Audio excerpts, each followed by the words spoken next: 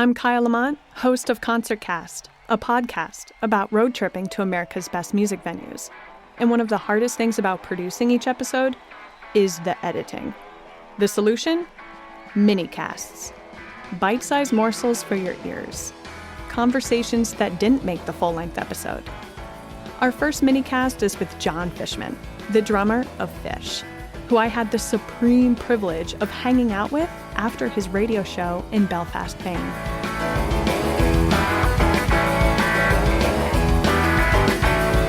Fishman loves music. It's in every fabric of his being. He also loves to drive, so much so that he contemplated long-haul trucking as a fallback career to drumming. I've definitely, along the way, had that thought, like, if this doesn't work out, I could drive a truck. I could go to truck driving school.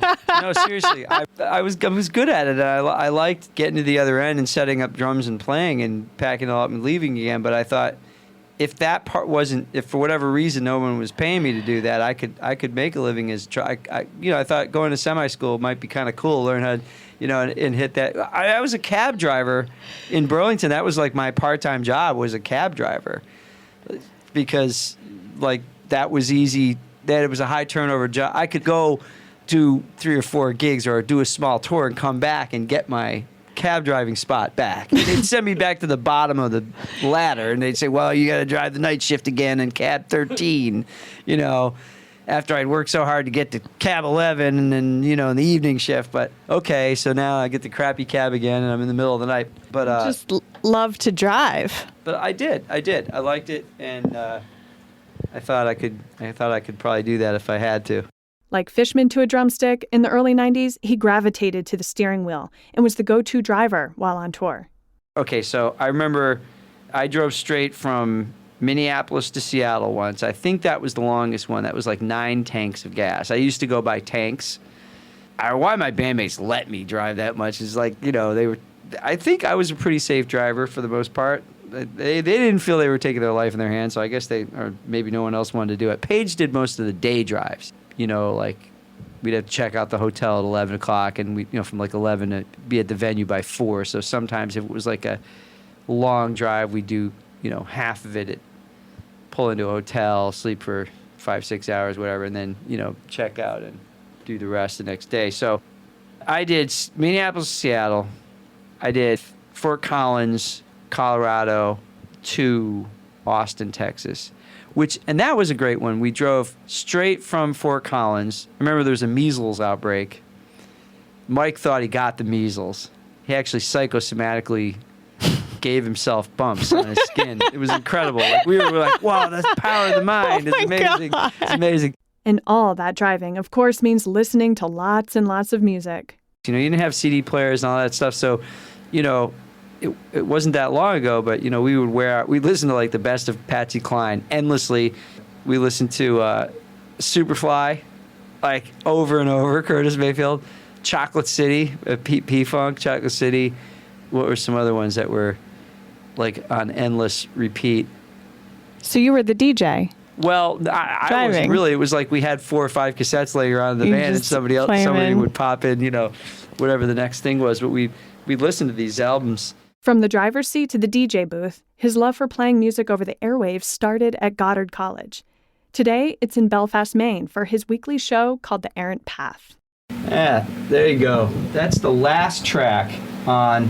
I know I already signed off, but I'm just going to say the last couple things about that. So from that album, Where I'm Coming From, Stevie Wonder's transitional 1971 album, where he sort of got outside the grip of Motown.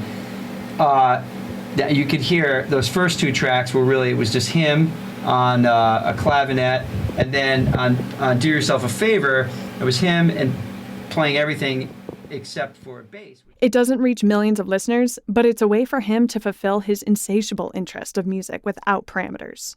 We were on Stevie Wonder tonight, for example, and I'm sure I'll get into this, in my Stevie Wonder Part 2 installment, but like, almost nobody knows that the guy that wrote Ghostbusters, Ray Parker Jr., got his start playing guitar on Stevie Wonder's Inner Visions album. Did you know that? No, you didn't. so a lot of people. So I'm just thinking like one little example would be that, and somehow my brain retains a lot of those little minutia things. So far, I'm starting to realize some of them are. Maybe now's the time to do the radio show because some of them are starting to.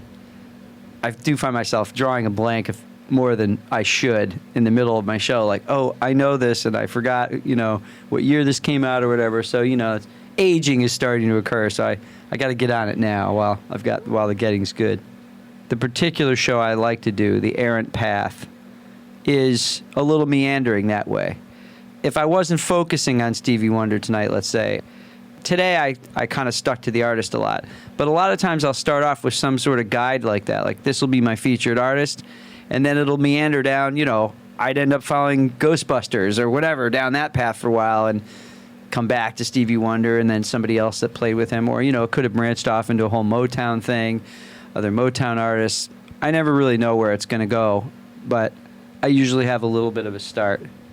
There's something about the hands-on, I've had opportunities and offers to put together radio stations at home where I kind of edit it. They'll put it all together. Like I say, well, this is the song list and here's the things I want to say, and then they, and I might do that with Sirius or some other things. But the hands-on, coming in here and screwing up and, it's all part of the fun.